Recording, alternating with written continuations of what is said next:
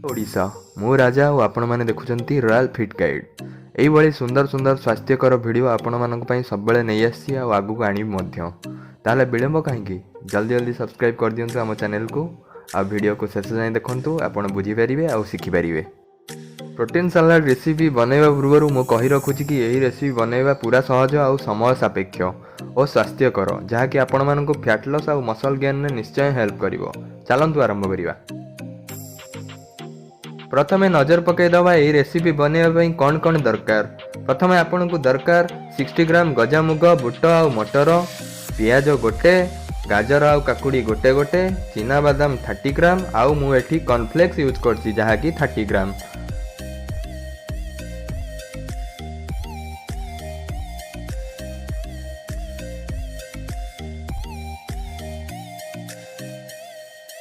पर स्वाद अनुसार लुण और कटा लेंबू। प्रथमे गजामुग और बुट को प्लेट रे बाहर कर दियंतु। तापर सेथिरे कटा पियाज को पकई दियंतु। पर्यायक्रमे कटा गाजर और काकुड़ी को पकई दियंतु। तापर बादाम पकई दियंतु एवं एहा परे कॉर्नफ्लेक्स को मिसई दियंतु।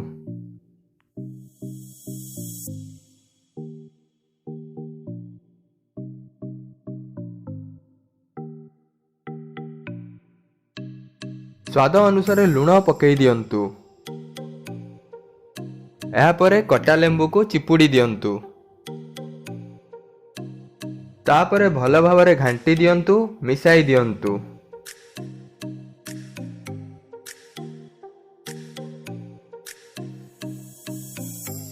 प्रस्तुत होई गला हमरो प्रोटीन सलाड।